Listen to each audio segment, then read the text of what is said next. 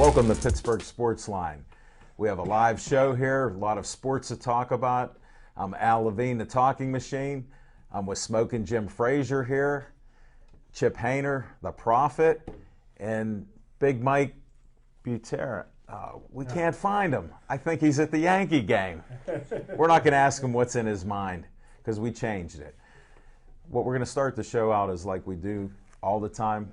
We ask each host here, what's on your mind? So, Smoking Jim, what's on your mind? Thanks, Al Levine, the talking machine. You know, what's on my mind right now is Fast Willie Parker.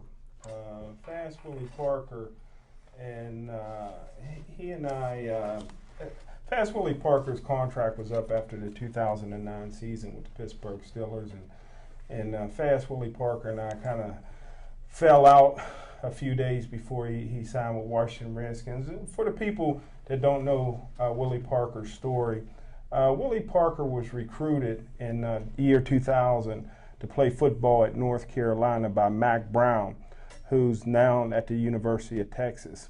Mack Brown left to go to the University of Texas after Willie Parker's freshman season, and North Carolina hired a coach from New Orleans Saints called John Bunning. And John Bunning didn't recruit Willie Parker, never played him as a sophomore, junior, or senior. In fact, his senior year, he was fourth string.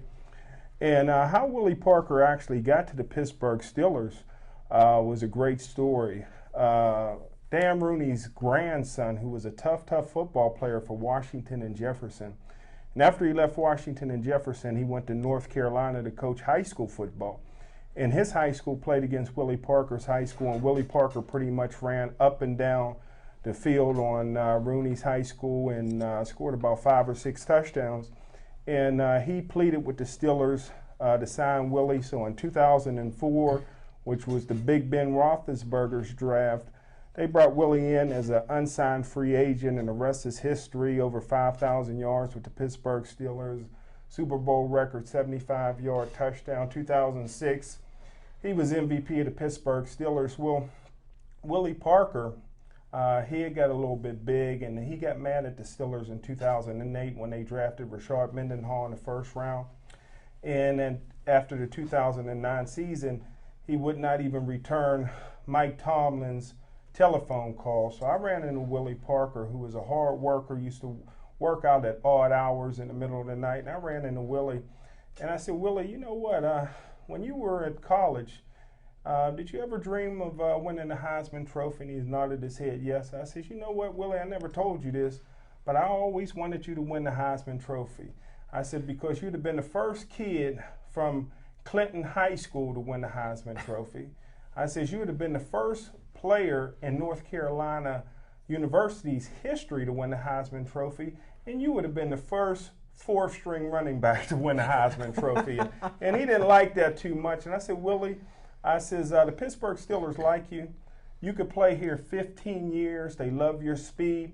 I said, don't burn your bridges, because at least give Mike Tomlin a phone call. Well, he didn't. He signed with the Washington Redskins. They cut him, and he's out of football. And I brought that up because on ESPN, they're starting to run a series on 30 for 30, and it starts this week called Broke. All these great athletes that have made millions and millions of dollars, some of them who've made hundreds of millions of dollars, who are broke today, like Willie Parker. And if you watch that show, like the Vince Youngs and the Allen Iversons, who are broke right now, it's probably because most of them have burned bridges along the way. So don't burn your bridges. That's what's on my mind. Thanks, Smoking Jim. Good insight. Very insightful there, buddy. Thank you, sir. Nice. Now we go to Chip Hayner. What's on your mind, Chip? What's on my mind? Well, first off, I'd like to give a little shout out to something that my wife's going to be doing on Saturday. Saturday there's going to be a walk to end Alzheimer's, and that's a walk to collect donations to try to help to beat Alzheimer's. It's Saturday, October 6th. It starts at the Pittsburgh Zoo. And it is a really good cause. If anybody, has got elderly parents, or they probably know somebody that's been afflicted with this condition. Personally, myself, my mother is, and this is a subject that's close to my heart, and it is worthwhile. But what's on my mind? What is on my mind? 1967 is what's on my mind. You know what happened in 1967? I know. Carl Yastrzemski won the Triple Crown, and the last person to win the Triple Crown in Major League Baseball. He led the league in home runs, average, and RBIs. And as of last night, Miguel Cabrera of the Detroit Tigers took over first place in the American League in home runs. He leads the league in RBIs and in batting average. Something that nobody thought would ever happen again is right on the verge of happening. Now, 2 games have got to be played tonight and tomorrow night, and I'm sure Cabrera is going to be in the lineup. I mean, because that's the right thing to do. If you're going to win this thing outright, you need to. They don't all do the right thing. Sorry to interrupt you, but they don't all Josh do that. Hamilton is the only one that could probably give him a run for his money because Josh Hamilton is breathing down his neck on the home run. Right. And Josh Hamilton earlier this year, he was just absolutely destroying pitching in April and early May, and he was the early odds-on favorite. And Miguel Cabrera came from out of nowhere, and to think that something like, I thought we'd never see somebody else win a Triple Crown, just like I'm fairly certain that we're never going to see anybody break Joe DiMaggio's hitting streak. If you get a chance, find a game on cable, watch the last 2 games of the year. It's something to follow. But that's what's on my mind. It's a significant event in baseball, and I think it should be recognized. Great point. And he's batting .329, wow. 44 home runs, 137 RBIs. Wow. So just that in itself, and really the only thing he's endowed is possibly the home runs. Right. Well, right now he's got the lead. So, right. I mean, he could hit another one tonight. But, Detroit's also got their playoff spot already wrapped up. It'll be hard to see, but I'm sure Leland will play him. As Leland is, as we've talked about before, right. And this one's from Pittsburgh. Big Mike Butera is old school. and speaking of Mike Butera, since this isn't what's on my mind, but Mike's watching the Yankees right now as we speak. So, oh well, we still have our Pittsburgh teams to talk about, and I want to touch on the Alzheimer's. My mother died due to complications at the age of 55 in 1988 with Alzheimer's. And there was no history of it in our family or anything, and that's a great cause. We do believe in it, Chip and Stephanie. Kudos to you for going out there and doing it. And the other thing, like when I talked to Stephanie last night, she said, how much better is it to get into the zoo free and you can do something good? So it's a nice combination there. And as you guys all know, I do a lot of fundraising. I thank you for listening to all the Hug-a-thon stuff. It'll be back next year. We'll talk about that at another time. And then my friend Smokin' Jim, he didn't know he's my straight man, but I'm working with a company called Building Bridges for Business. It's a 501c3, and they do everything to help small businesses. If you're thinking about it, or if you are in business, they can get you help. And they also have a conflict of interest there because next Tuesday they have their big event. And there's people from all over the country there. There's a lady named Sue Malone who's helped 41,000 people like us start businesses. Wow. Get from $5,000 to $25,000. She's worked with the government to get a program put into place, and she'll describe that. They have franchises there. So anybody that's interested, it starts at 4:30. So you guys, I can get you in free, and here's what I have permission to do. I'm the Community Relations Director of Building Bridges for Business. Anybody that'll go to the site, you can register for free. Mention my name. It's a $20 fee. It's at the Fairmont Hotel, guys, in Market Street down there. Wow. There's free parking for you. So we can go down there. We can eat, talk to people. Maybe they'll loan us some money for a business venture. And you guys can do that stuff free, but it's a really cool thing. This Linda Handley is the founder of it. She also does things called Coffee With. And she has, believe it or not, she has a monthly tweet chat with experts. You can tweet, and Smokin' Jim, he's all over social media. I still got this old school phone, and I call it the dumb phone. But you know what? I can text, I can take a picture, and I can answer calls. But this is a great event, and I just wanted to tell you guys about it because it's an opportunity that doesn't come up too often. Speaking of smartphones. Yeah. Then the other thing is, I helped a lady who's actually brilliant with pets and a human-animal bond.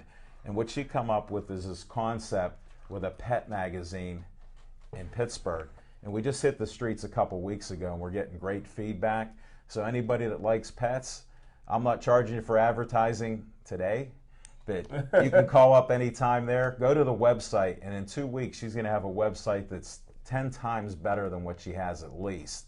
And you guys will be amazed at the resources for animals, people that are in business to help small business here. Here's another lady that we're partners on doing this in the community. So these are some good things that are out there. There's so much negativity, and I'm not even getting into politics. I don't care what side of the fence you're on. You got to do something to get out there and help people in your community. Instead of talking bad about them, let's get out there and do some work.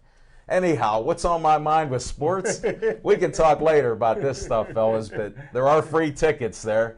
All you need is your name and email. Go to buildingbridges.org. Put a picture of Michael Vick on that pet magazine. No, we have a little XP. It's in red. But we are going to be at the Pittsburgh Pet Expo, November 2nd, 3rd, and 4th. And you have Pugtoberfest on the 13th. So there's different events that you can go to. And there's a cat looking at you, Batman. It might be Catwoman. Hey, anyhow, getting back to sports here, guys. Thanks for listening for the infomercials there. It's all good stuff. What's on my mind is Pitt was off, the Steelers were off, so I'm watching a football game, and it turned into a basketball game. And I'm watching teams go up and down. It wasn't really football. It looked like an arcade game. It looks like a game that my son plays, the Madden games, where they're playing with all these players, and they're scoring like crazy. And Geno Smith was just unbelievable because there was no defense. He was hitting 80-yard passes like I throw the ball 2 yards. I mean, it was unreal. And here's the stat that blew me away. He had more touchdown passes than incompletions. Wow. That's something rare. And Chipper brought this up on our other show. Shout out to Level 20 for letting Pittsburgh Sportsline be at Level 20. We appreciate that too. But anyhow, Chip brought out that he's for the whole season, he has more TDs than incompletions. I don't think he has an interception. No, he has no interceptions this year. And those 80-yard touchdown passes he threw on Saturday were really 3-yard outs. And No, there were a couple long ones. You missed the game. Okay, Come on. Because most of what I saw was guys there running were 8 without being tackled. TDs. There were 8 Nobody on the TDs. defense got their uniform dirty, and I can't understand how either defensive coordinator has a job. I'm just saying. Well, and that was their first game in the new conference, so it makes you wonder what happened to the conference out there. Hey, But that's what's on my mind, fellas. And we got some business at hand here today, Chipper. Yeah. A little wrap up on the Pirates season, and it certainly was a disappointing one to have continued the streak for the 20th year, and it's 20 years of futility. And all of us here were hoping for better things this year, and it looked like that's the way things were going to be as late as mid-August and even getting into early September. But the wheels fell off the bus, and the Pirates disappointed us all. But, right now, I say, never mind. Yeah, Never mind. And in the spirit that we made this bet at the beginning of the year, I am going to be paying Mr. Levine because I said You're a man of your word, the Pirates buddy. were going to win 82 games, and it looks like they've lost 82 games. So I'm going to save this for our bet next year. But, in retrospect, and I know a lot of people right now are mad. They want to fire Clint Hurdle. They want to fire Neil Huntington. They want to fire Bob Nutting. They want to fire the ushers. They want to fire everybody, even the guys that paint the lines on the field. When you're able to sit back and objectively look at the season and look at the good things that did happen out of the season, the Pirates made another step towards respectability. Yeah, sure, we were 16 games over 500, and we're now under 500 with no chance of breaking 500 for this year. And and then that's a collapse of epic proportions. Let's Historical not, also. Let's not downplay the fact. But when you're able to sit back and think about where were the Pirates in the beginning of October in 2010. Here's a team that had 57 wins, 105 losses. We're the absolute worst team in baseball. We're an embarrassment. I go to a couple of dozen games every year, and I sat through some of the most painful baseball that I ever watched. The players didn't care. The manager wasn't interested. I mean, it was a horrible thing. They fired John Russell. They brought in Clint Hurdle. And last year, they improved the team tremendously. You know, they raised the win total up to 72 wins. You know, and an improvement over the 57 wins the year before. And, you know, right now, this year, right now we're sitting on 78 wins. You know, what's going to happen tonight and tomorrow will determine our final record. But, you know, we improved by 15% from 2011 over 2011 over 2010. And we improved in 2012 over what we did in 2011. But of course, you know, we had one of the biggest collapses in baseball history, which kind of really puts a bitter taste in everybody's mouth. Yes. And, you know, and it put it in mine too, because there's nobody that wanted to see the Pirates succeed more than I did. But, you know, you have to look at, okay, where they're at now and the direction they're headed, and, you know, you got to allow them the chance to try to work this out. Now, you know, if another collapse seems imminent next year, I would implore the Pirates management to pull the trigger and terminate the manager at that point. I would at least give them the opportunity to work over the problems that they've had this year, over the winter. And the problems, everybody knows what they are. You know, we didn't hit with runners in scoring position. You know, we couldn't throw anybody out trying to steal a base. The pitching staff collapsed. Inconsistency, you know, straight across the board. You know, there's just a whole lot of areas that need improvement. But on some of the brighter notes, you know, we brought Sterling Marte up from our you know, AAA affiliate, and it looks like, you know, he's a bona fide major league ball player, and I think he's the kind of ball player that will progress faster playing at the major league level than he will at AAA. And you know, so we're going to go through some growing pains with him, but he's just such an amazing raw talent. I think that the only way that he can get better is to play against the best. You know, obviously he was a far cry better than most of the people he's playing with in AAA, and I think ultimately that would inhibit his progress. So, you know, there's some positives to be taken from this. You know, we found a gem in A.J. Burnett, and an unbelievable trade at the beginning of the year that everybody's scratching their head saying, why did they make this trade? Oh, they're such fools. Mm-hmm. But you know, he stabilized the pitching staff through most of the year.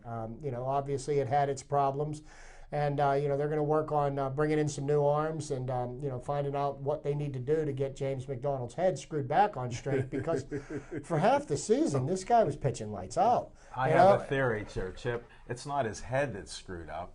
He had a tired arm. The kid gave everything he had that first half of the season. A.J. Burnett had him focused like you couldn't believe. Look at how he didn't take time. When he's going around lollygagging around on the mound, he's not focused. He would go there within a couple seconds he was pitching. When he got tired, you could see. Smoking Jim's an expert on how athletes perform and the heart that they have. You see those type of things, right, Smoking Jim? Sure enough. I mean, that happens. So, I mean, and then how do you get over that? Well, and that's the thing, because, you know, he's a professional, and this is what he chose to do. And, you know, okay, now, you know, all these guys have the talent to make it to the major leagues. They're all amazing ball players. You know, 9 out of 10 people that go into the minor leagues never even make it to the majors. So the guys that make it to the majors really have something special. What do you do once you face adversity? Do you try to tackle that monster, or do you just give up and let it run over you? You know, it'll be interesting to see what's going to happen now, because the ball's in his court, and he can't point the finger at anybody other than himself. And you know, it's either he's going to become a major league pitcher, or we're going to find out that he's going to be on the waiver wire. Or here's the other alternative. One way or another, we get an answer. Chip, here's the other alternative. It just blows me away. I don't know if it's bad luck, good luck, or whatever it is, or there's a curse in Pittsburgh. But look around the league. How many players do you see couldn't hit here? Look in Toronto. Who's our man Batista up there that all of a sudden he could hit home runs? I mean, we have guys all over the league. It's like we're a farm system for them. Now we have good players that can compete, but look how these guys are even performing on other teams. Yeah, and you know, isn't that amazing? And it is amazing. And you know, I hear everybody talking about, you know, Bob Nutting, how he's, you know, destroyed this franchise, but you got to take into account he took over controlling interest in the team in 2007. Okay. So, you know, there was already 15 years, 16 years of failure prior to him getting ownership of the team. He's not responsible for all the mistakes that were made in the past, and everybody keeps on bringing up all the people that we traded out of here, or the hangers-on that we overpaid. And I'm listening on the radio today, and they say, okay, you know, with the television contract that was just agreed to, it doubles the amount of revenue that every single team in the major leagues is. And they were making $20 million. And so, before. you know, so they say, okay, now the Pirates have money to spend. So let's go. So let's overspend on somebody to get them here. And I never heard of a more ridiculous idea in my life. Why would you overpay somebody to get them to come here? What you have to do is you have to try to be smart. You know, they made some moves last year, spent some money. Some of them panned out, some of them didn't pan out, and that's just how it works. You know, at least they're not throwing gobs of money at people that they're getting absolutely no production out of. You mean like Matt Morris, Derek Bell, guys like that? Yeah. That's what sticks in the Pirate fans. I got to give you credit. Shout out to Mike Vint, your biggest fan. Mm-hmm. He's not going down with the Pirates. This guy's bringing them up. Chip's all over that. So just so you know, this is for Mike out there. Yeah. Hey, Mike, and I'll tell you what, I'm going to renew my season ticket package for next year, okay, because now's not the time to jump ship. And when the Pirates are the hottest ticket in town next year, I'll have my seats all set and polished and ready to go. But, you know, there's going to be a lot of decisions that are made over the next few months. And the team that was going to walk off the field at the end of the day tomorrow is not going to be the same field that takes the field on April the 1st. Right. And that's just, you know, that's the nature of professional sports. You know, you can either do it or you can't. And it's going to be kind of regretful to see some of the guys on the team who you like, good people in the community and everything like that. But at the end of the day, they got to produce on the field. And if they don't, they need to bring in fresh, warm bodies that will get the job done. Do you think Neil Walker getting hurt their chance? Oh, I absolutely think one of the biggest factors into the late season collapse was the loss of Neil Walker. And Neil Walker's bat and just his presence in the center of the infield. You know, a lot of people badmouth Clint Barnes' shortstop, but you know, Barnes' shortcomings as a shortstop were in his offensive production. But I tell you what, he and Neil Walker, I'll say this before and I'll say it again, I think they make the best double play combination in the National League. And you know, teams have to be strong up the middle, okay? Mm-hmm. So that means, you know, we're strong at second and short. Right. We've got a center fielder that can cover, the vast expanses of grass and center field at PNC Park. You know, Marte can cover that lawn. Maybe they'll switch. And left field, because, you know, left field is almost the same size as center field in PNC Park. You know, they've got a short right field. So, you know, we're strong there. You know, where we're weak up the middle is the catching position. And, you know, I mean, if you look at the combined catchers, one guy got 15 home runs, one guy got 11 home runs. So if you look at the position, they got 26 home runs out of their catcher and probably about 60 or maybe 70 RBIs, which isn't in and of itself so bad when you look back at the end of the year. But where the flaws were in, you know, managing the pitching staff, holding runners on base, and occasionally throwing one out. When they would throw out a runner, that would cause me to stop because they did it so infrequently. You know, and I think a half a dozen times or so, just so you know. And you know, and I'll be honest with you, Milwaukee exposed the Pirates for what they were. When they were in here and they swept us, they ran on us without hesitation. What was that, 7-1 games? You know, and you know what? And they said, you know what? Until you start throwing one of us out, we're going to keep running on you. And they didn't. And they ran their way right through to a sweep. You know, and, I mean, and these are problems that, you know, they're going to work on. They're going to figure out a way to do it. And you know, I'm willing to give them a chance. But you know, my expectations next year. I mean, the bar's been raised. Okay, you know, we're going to win either 78, 79, or 80 games this year. You know, nothing short than, you know, 85 to 90 wins next year, in my book, is going to be acceptable. But, you know, I mean, that's not such an unreachable There's number. The ultimate Pirate fan. There you go, folks. He's looking for another 5 or 6 game increase, or 8 games. And so am I. That's why I'm disappointed. I did stay on the bandwagon till after our show last week. And that's when I said the one leg was on, and I used it last night that I got a little cut up because I got straightened up. I tried to stay on, Chip. And I saw the Titanic as the pirate ship out there. Uh-huh. I saw it happening. They hit the glacier. Well, that's okay, because I'm going to. But I'll be back. I'm going to drive the bandwagon into the shop after the game tomorrow. Okay, we're going to get the new shocks put on it. You know, and get some nice shiny rims on it. You know, maybe get hydraulics so we can lift it up. There you go. And bounce. You know, a nice stereo system. It'll be ready for all the newcomers next year. Well, I'll come back on it. Just give me a nicer seat instead of in the back like you did this past time. It was a little rough. I needed somebody to be able to push when we I wondered enough spots. I wondered why you were doing that. But hey, while we're on the subject, baseball season's wrapping up. All the teams are set for the American League that are going to make the playoffs. You've got the Yankees, you've got the Rangers, you've got the Tigers, the A's, and the Orioles. And the only thing that's up in the air right now is who's going to win the American League East. If Baltimore loses tonight, the Yankees will win the East, and Baltimore will be playing Oakland in a one-game playoff on Friday to see who will face one of the division winners. And the final wild card spot in the National League is still undecided.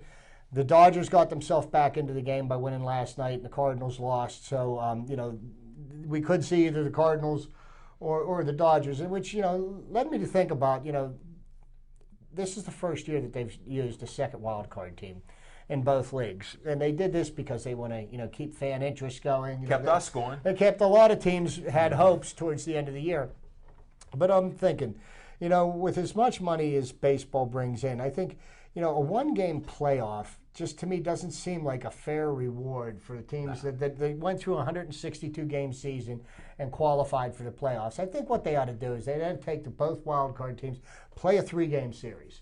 Okay, then the winner of that goes and plays against one of the division winners, and that way you make it a little bit more fair, because any one of these teams can beat any one of these other teams. Right. Depending on the time of year. In a game, you know what I mean? But I mean, right. 3 games would give. Then you go the NLDS or the ALDS could be a 5-game series, World Series 7-game series. Whoa, we have a call here. Oh my goodness! How do I even? Hello? No, that's dial sound. Oh, jeez. Big Mike Buter. But that's what my thoughts were about the playoff system. I know this is new this year. Hello. Hello. Do we have a caller here? We can't hear you. I think the aliens are coming in. I think that's probably from Yankee Stadium. You know what, Yankee traders? We can't put them on the line. Whoa. Yeah, I got to get rid of it. So, thanks, caller. Again, 412-831-3304. Thanks for trying to call in twice. We appreciate it. Oh, a third time. Here we go. Hello. Al? Yes. Big Mike Buter calling in on location. Hey, Big Mike. Big Mike, what's going on at the game? Thanks for the phone call. How are you? Hey, I'm doing fine. I'm on location in Bronx at Yankee Stadium. It's the bottom of the first. Actually, it's the top of the second. The Yanks are down 2-0. There's a lot of rain coming down. It's more like a mist. But I wanted to call and let you guys know, and the kiddies out there, that I'm okay. Let's try to bring home a pirate. That's for you, Chip. I love you. Try to bring home a winner. Who's sitting in my seat tonight? That's what I want to know. We left it empty in honor of you being a Yankee trader. That's what we did here. Okay, I do my best. Maybe you guys don't know, I was born in the Bronx. You know what I mean? So I don't know what you mean, but nobody told us that till now. We're going to check the birth certificate. I was actually born in Kenya, if that means anything. Is that Kenya, New York? I can't say. Is that the University of Kenya? Hey, I hope you guys are having a great time tonight and a great show, and all things being considered and equal and all that jazz, I will be back this coming Tuesday. God love you all. Have a great time, okay, guys? Enjoy the game, hey, one Mike. more thing before you go. Can you get me a souvenir? And you know what kind of souvenir I need. There was a house that Ruth built. Can you I'm in it right now. I'm in it. No, that's the new place. I'm talking the old place. That place has been leveled.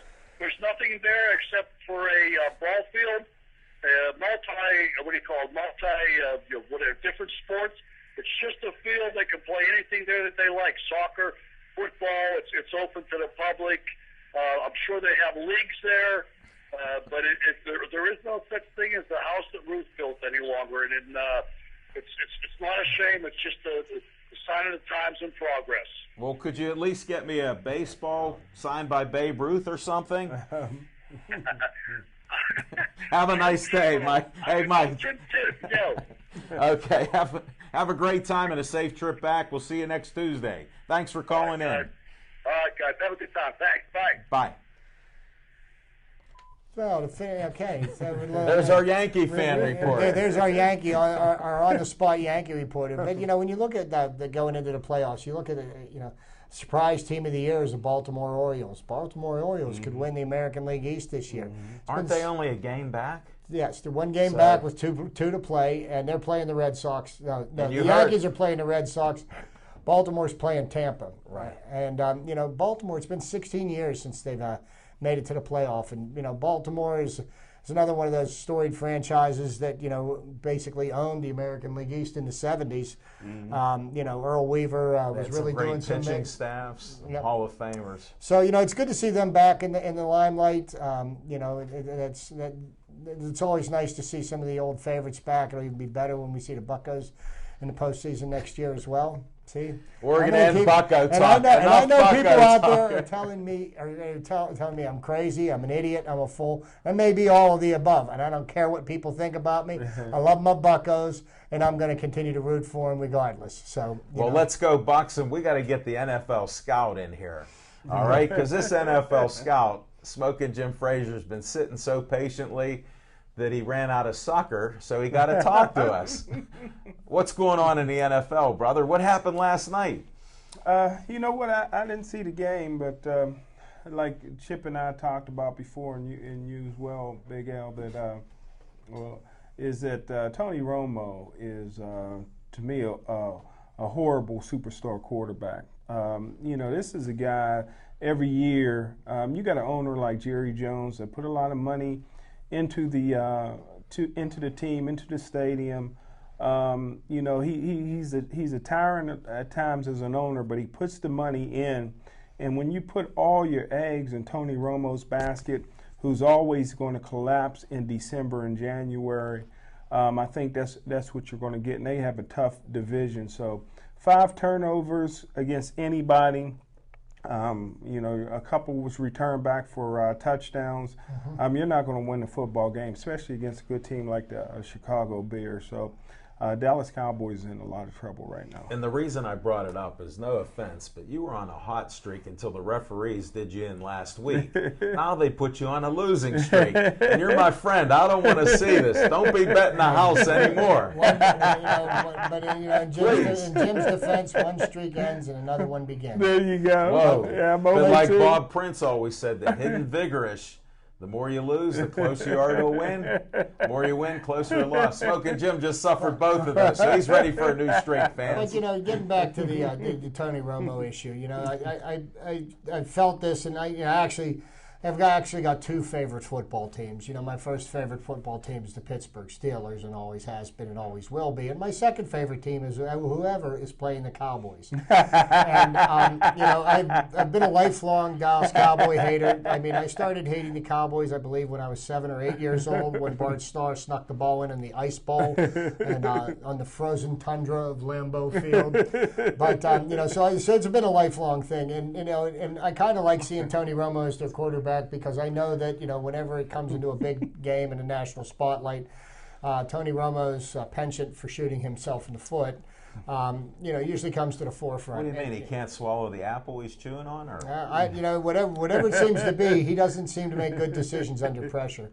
And I think Jerry Jones needs to start looking on via free agency or however he's got to do it. Do you think this could be Romo's last year then? I think, if he continues to play the way he played last night, I wouldn't let him finish out the season as the quarterback. Smoking Jim, what do you think with your expert NFL eye on that? Well, do you think he could do something like that? Tony Romo will be there another 5 years. They've bought into Tony Romo as the next Troy Aikman, the next Roger Staubach, the next guy that could win a Super Bowl in Dallas. Tony Romo is a guy that, for some reason, the coaching staff, the owners, and a lot of the fans in Dallas really believe in Tony Romo, drinking the the Kool-Aid, so so to to speak. speak, So The Dallas he'll be Kool-Aid. he'll be there another 5 years. You know, and then you look around the NFL. Look at all the surprises that we've got this year. There's the Cleveland Browns. They're 0-4. Oh, that was no surprise. But the big Good one.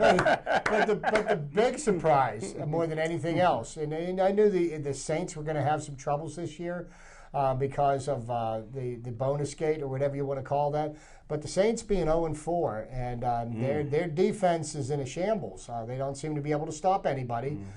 Drew Brees can still put up points. You know why? There's no Bonnie. Either that or they got rid of their defensive coordinator that, Had the Bonnie. Respectability. But, that truly is a surprise. I didn't think that the Saints would make the playoffs this year. Didn't think they'd be 0-4 after the first quarter of the season. So, that's something that you find kind of amazing. And then on the other side of that, you got the Arizona Cardinals. They're 4-0. Who thought of that? And where did that come from? Wow. But that take us all by surprise. Yes. They're not doing. They're going out and beating people fair and square. They're not doing this. The referees haven't given them any games or anything like that. And look at the Texans there. 4-0. Well, They're getting back to where they were last year Yeah. before the injuries to not just their first quarterback, not that just the second quarterback. I even thought their third quarterback got hurt. So their defense looks great. Their offense looks great. They look like the team to beat. Yeah, but you know what? If anything is true about the NFL right now, is that parity is running rampant in the league, and the way things look today is going to be far different than they look at the end of October, so we'll see how these seasons play out. Listening to Mike Tomlin's news press conference today, it seems like the Steelers are itching to get into some live action. And I think, after the way they played against Oakland, and then the defense had to sit there and listen to people talk about it for 2 weeks, there's still a lot of guys that got a lot of pride on that defense. I think they may show up on Sunday afternoon. Well, a lot of people were itching to get in the ring with Mike Tyson, like a bully told me when I was a little kid, and I said, "I'm not scared of you." He said, "You don't got to be scared to get your butt kicked," and that is so true. Was that Mike Tyson? And that may happen to Pittsburgh. They're just not a good football team. It's a bad matchup for the Steelers on Sunday. Their only hope is a lot of turnovers from Michael Vick, which is a possibility. You look at the Philadelphia Eagle defense, or fast defense. They got some outstanding cornerbacks. Offensively, they got weapons.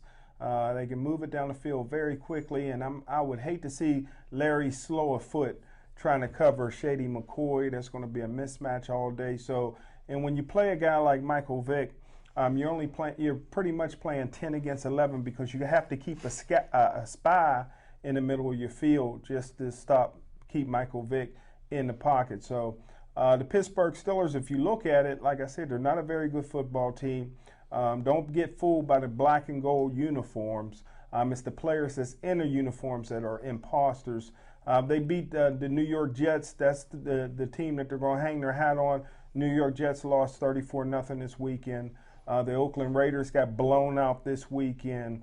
And the Denver Broncos have been taking it on the chin when they haven't been playing the Oakland Raiders. So Pittsburgh Steelers just not a very good football team, and this is a must-win on Sunday, and I don't see it happening. Well, what kind of an impact do you think? Rashad Mendenhall's coming back, and one of the things that the Steelers' offense has really lacked is an effective ground game. Yeah, they've been running the ball, but I don't think they've had a single run of more than 12 yards. And, the one thing that Rashad Mendenhall brings that none of the other running backs on the team bring is he's got the ability to break it and go all the way, and he can get you those 30 or 40-yard gains. And, I think if they're playing the kind of ball control offense that Todd Haley has exhibited in the first 3 games, and you can put an effective runner in that mix, that might be what can keep the Steelers or the Steelers can do to keep Mike Vick in check, because he can't win a whole lot of football games if he's standing on the sidelines. Well, the only thing that can help the Steelers running game, and no knock against Rashad Mendenhall. I like Mendenhall, loved him when he was in Illinois. But for you to run behind this horrible offensive line, it takes a special elite back like a Barry Sanders. Those type of guys don't come around very often. If you look at it, it's not the running backs who are averaging 1.0 yards per carry, worst in the league. There's no holes from the offensive line. If you put an ordinary quarterback in the Pittsburgh Steelers under center, it'd be the same thing. If you look at the games, the reasons that we are effective is because of things that Big Ben Roethlisberger could do. This guy is very elusive. He got eyes in the back of his head. He's 6'5", 260 pounds. You grab him, he just throws you off and makes plays down the field. Most ordinary men would be sacked in those situations, but the only reason our offense is as productive as it is because we have an extraordinary, maybe one of the greatest quarterbacks of all time playing quarterback. We just don't have that type of pedigree in the backfield as running back. And that is one of Ben's strengths. He's just got this uncanny sixth sense. He seems to be able to sense pressure, without even seeing it. Coming from behind, and he sidesteps things. But fortunately, we don't have that quarterback problem or controversy here in Pittsburgh. It looks like there's one brewing in Dallas. But I'd like to touch on another one that's brewing up in the Big Apple, and that would be the New York Jets. Okay, Mark Sanchez has just been awful, and the only option that they've got is Tim Tebow, and I am still not convinced that Tim Tebow could be a top caliber quarterback in the NFL. He's shown some flashes. He made nice blocks last week. Two defensive ends, he cut them down. He bought Sanchez time for nothing. Yeah, he bought Sanchez time to what? To incomplete a pass to Santonio Holmes. Well, wait, don't we have some bets out here? We didn't make a financial bet, of course, but some guys were saying as soon as the fourth game that Sanchez would play his way out of that.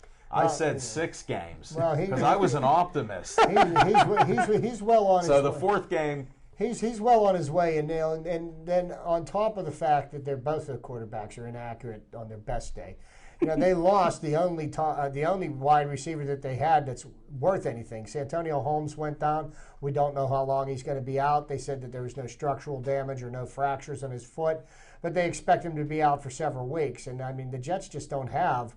You look at them. Their running game is, hello, is there a running game in New York? Oh yeah, there is. But they wear the red, blue, and where's Plax? The red, blue, and gray. Where's Plax? That would be the defending champions. Maybe you could bring Plax back to catch a few. They might need a receiver. He's proven out there in New York. But so I think the Jets do have big problems. San Francisco just they put it on them good last weekend, and it still looks like San Francisco's the odds-on favorite in the NFC. But you know what? There's a reason why they play all 16 games, and we'll see how the year pans out. Yes, sir. Oh, there's no doubt about it. But I'm still a Steeler fan. I don't know how they're going to win. All the experts I have with me, they gave me all the reasons why they shouldn't win. That's why I say they're going to win this week. There's no doubt in my mind. They come up big a lot of times. We always talk about pride. We did it last night on the show. And certain guys, adversity brings out their character. Some we don't want to know about that character, but other guys do perform a little bit better. Hopefully we'll get some of that. Maybe it'll be a little charge having Mendenhall back there, and you got Heath now is a big part of the passing game. Historically, the Steelers play very strong at home. This year, on the road, that's going to be an interesting adventure. But they usually play very well in front of the home field, with the home field advantage. So, that's why I like the Steelers this weekend against the Eagles. Probably picking against some of my more learned colleagues, but that's just a gut feeling. But I'm a homer. What can I say? We're fans. Anybody that thinks the Pirates are going to win 162 games like Chip does, every game he thinks is a win, and he knows they can't win them all. No, they can't, and that's one thing to touch on baseball.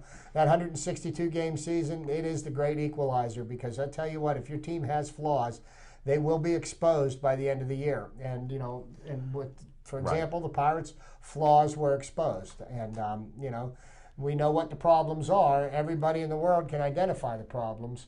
Okay, let's see what they do about correcting them. And the Steelers got a bad draw. If they'd have played the Eagles the first or second game of the season, the Eagles were playing terrible football. Right now, like we talked about 2 weeks ago when the Steelers was going into the bye week, I said it was really a bad time to play the Eagles because you don't know. They could hit their a streak. And beating the New York Giants gave the Eagles a lot of confidence.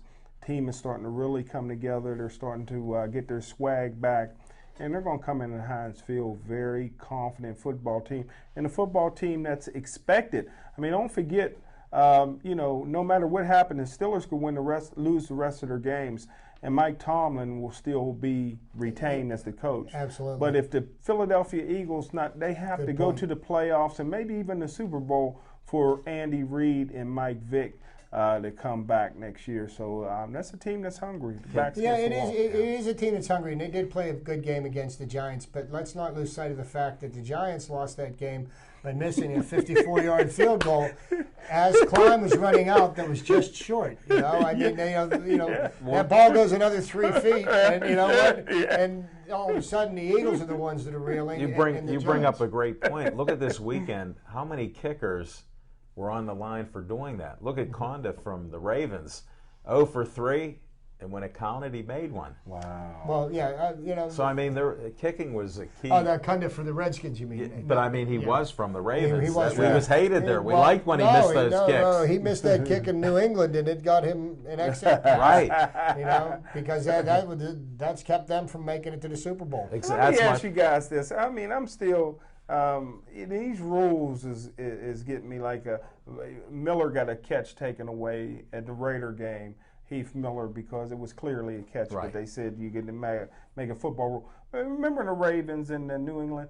That was a touchdown catch from the Ravens. I mean, the guy caught the ball. Those were the best of the best refs. Yeah. Because the guys that played the playoffs weren't the regular rotations. Yeah, they were the best. Right. They were the best of the best, and that not only cost the kicker his job, but it caused that wide receiver his job. He's no longer. And I think we've talked about it, Chip and I and Smoke and Jim, we've talked off air and I think even on air about how they have these rules broken down into so many little segments. You can almost say whatever you want about what a play is if it's not a football move. I mean, Smoke and Jim, how many football moves do you have to make? Because you got a bunch of attorneys that make these rules up. So they put all these here-fors and what-ifs and how-tos. And weren't they attorneys that are referees? So that's why. But I mean, they make the rules so damn complicated. The rules, you have to be able to make a judgment on something in a snap, in an instant, less than a blink of an eye. And if you have to sit there and think, well, let me see how this rule applies to this play, you've already missed the opportunity. Right. I mean, the game is played by human beings, and human beings have flaws. And it's going to be refereed by human beings, and you've got to accept the flaws that they have. And, and quit turning this into like a consultation. Now, I know it was much worse with the replacement referees. And, I made this comment last night that, at least we had the regular referees back, so when they blew a call, they did it decisively. It didn't take them 25 minutes to do it. But, yes, they still blew calls. But I think you're never going to get that out of the game, because, of the fact that people have flaws. And, that's why we love sports so much. Right. And we like when it goes our way because we're Steeler fans. When it goes against us, we blame everybody else. But some of these rules do make it a little crazier. And before I forget, I just wanted to give a quick shout out. On Friday night, I attended a game. Amani Christian Academy High School was playing Carlington Cougars. Bill Cowher's alma mater. Were you sitting with Bill in the stands? Well, actually, I was. Where was the game at? It was at Harness Wagner Field and Carnegie there. I know the field. And I was actually standing on the sideline with two Youngstown State football coaches who were there to recruit some kids from a small little Amani Christian Academy. And just to give a quick background on it. This school, from kindergarten through 12th grade, only has, including girls, 250 students. Wow. They never played football before last year. They played some exhibition football games in Ohio. This is the first year in the WPIAL. Now, they got beat the first game of the season by Bishop Canavan, who's a powerhouse in Class A ball. But after that, they reeled off 4 straight victories. They beat Sarah Catholic by 60 points. It was 33-7 against Carlington in the mud. And they have a receiver named Brendan Edwards, who is just a phenomenal receiver. Youngstown State's recruiting him. The quarterback, Kyrie Hicks, is a 3.8 student being recruited by Ivy League schools. And they really got it going on in the last game of the season. They're ineligible to make the playoffs this year because it's their first year, but they do play Clareton the last game of the season. Can they break that streak? So there's a possibility. In fact, they beat Goliath. Huh? In fact, they beat Brentwood, who Brentwood's always a great football team. Sure. They beat Brentwood the third game of the season. Who's the coach of this powerhouse? The coach is Gateway's Okay. high school's Am I your coach's straight older man or- brother, Okay. Harvey Smith. Harvey Smith is the coach. I heard that at the Super Bowl party. Yeah, yeah. That's Harvey why I Smith had to is the bring it coach, up. so. You didn't mention his Yeah, name. yeah. Very nice gentleman. Yeah, I and met while him. we're still on the subject of high school football, we've got in the Quad A, there's a big game this weekend. Wow. Jim's odds-on favorite for the state champion. Gateway's playing North Allegheny, and the top three teams in the Quad A, Upper St. Clair, North Allegheny, and Gateway. And Gateway and North Allegheny are going to butt heads this weekend, and that may be the best football game of the weekend. Who knows? Yeah, maybe in the country. USA Today ought to come out and cover that one. But Are you going to be covering it for one of your other jobs? You get to write a little report on that? Well, I pretty much can do what I want to do, but at this point, I'm probably not going to cover that game. Okay. I'm going to boycott it because I'm upset with the scheduling. They're not in the same conference. Why are they playing each other? Two of the premier teams, North Allegheny won back-to-back WPIL championships, and they beat Gateway last year in the semifinals in overtime. It took overtime to beat Gateway in the semifinals, and everybody's looking forward to that to be in the Heinz Field game, although you can't, like Chip said, you can't count out Upper St. Clair. Upper St. Clair is just doing it. So I'm a little upset that North Allegheny's coming to Gateway. I thought both of those teams could have been ranked in the top 25 of the USA Today heading into November. Well, whoever loses will probably get a rematch, though. Well, whoever loses will probably get a rematch, depending on. But they got to go through Upper St. Clair, but they won't be getting the recognition nationally, you mean. For our area in USA Today. That's always an important thing. Great point. So we've talked about some high school football. We talked about pro football. We talked about Major League Baseball and the Pirates. Another epic collapse this weekend. The United States Ryder Cup team had a commanding lead going into the Sunday's final round matches, and Tiger Woods, arguably at one point the best golfer in the world, didn't put up a single point for the United States team. Wow. Has the game passed him by? Looks like his skills are deteriorating.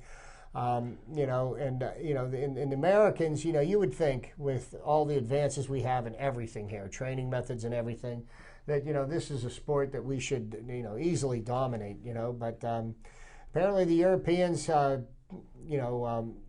in memory of Seve Ballesteros, who passed away from cancer, who was the previous captain of the European Ryder Cup team, and Jose Maria Olazabal was his You're doing protege. a great job on pronunciation. Yeah, it was his protege. I respect and they wanted that. they wanted for Seve, and you know what? You got to take your hats off to the European Ryder Cup team. Their backs are up against the wall, and then they answered the bell. And speaking of answering the bell, did you see how Rory McIlroy had his clock set for the wrong time zone? Mm-hmm. He come in late. I don't know if anybody caught this. I'm not a big golf fan, but I did catch that Rory come in late, didn't even warm up or anything, come out, and he was playing like it was lights out. Yeah, well, So, these guys. What a talent. These guys only hit 1,000 golf balls a day. It's not like it's me. I haven't pulled my golf clubs out of the back of the car in 8 months, and I go up there and hack them into the trees. I take my chainsaw. It was a long with Pirate me. season. They were in contention so long. You got the season tickets, and Chip's going for another set of season tickets, folks. I'm going to tell you something. This year's ride that the Pirates put us on, I made this comment last night. It reminded me of several different things. A, how much I enjoy the game of baseball in the summertime. B, how much I enjoy the Pittsburgh Pirates playing in Pittsburgh in PNC Park. And I tell you what, you go out to the ballpark, spend an evening, watch a ball game. It's a great way to spend an evening in the summertime. I really enjoy it. I've been able to teach my wife over the last 4 or 5 years about the game of baseball, so now she understands it a little better. She doesn't find it as boring as watching paint dry, which is something that she used the comment she used to make previous to that. She now understands the game, and we both enjoy it. And I tell you what, we're lucky to have a Major League Baseball team here in Pittsburgh. Yes, sir. We're lucky to have a professional football team. And I hope we're lucky enough to have a hockey team this year. It took 57 minutes to get to the hockey. That is if the owners can figure this out. I find it laughable that the owners and the players union had to get together to meet today to find common ground to agree on what is hockey revenue exactly. Okay, I didn't agree. Let's think. The tickets, the concessions, the merchandise. Isn't that all hockey related? Why do they have to have a meeting to decide this? If they can't even agree on what is income, how do you expect them to try to divide it up? It doesn't seem like the owners really want to make an attempt. And there's reports coming out of Canada that they're not looking for the season to happen at all this year. Some people are saying that they feel that maybe the game will be back in time for the Winter Classic. And I think that would be just such a load of crap if they did that, just because they have a national game played on New Year's Day, that they get all that attention. Oh, so we'll get this settled now. Get in the negotiating room and settle this. Right? Get the guys back on the ice. I'm on the record. They saw a model of the NBA and how they negotiated. They're locked out. People want to call it a strike or whatever. They're locked out. Exactly. The owners locked them out. They've lost $100 million. I didn't stutter. They've already lost $100 million with the preseason. So they're hunkering down for a long-term battle. That's enough of that subject. I want to see if Smokin' Jim has any picks for us, folks. Well, I have. You got another comment? I want us to send out some prayers. The Indianapolis Colts head coach Pagano just got cancer. And who is the interim head coach? Bruce Arians, BA. Again, BA has an opportunity to prove to the Pittsburgh Steelers that they never should have fired him. And I tell you what, with this cancer thing, I'm not sure that the coach will ever be back. So this could be Bruce Arians' job long term. So we got to keep an eye, especially if Bruce Arians can get some things out of his young rookie quarterback. He already was smart enough to put T.Y. Hilton, my sleeper from tiny Florida Atlantic, in the starting lineup.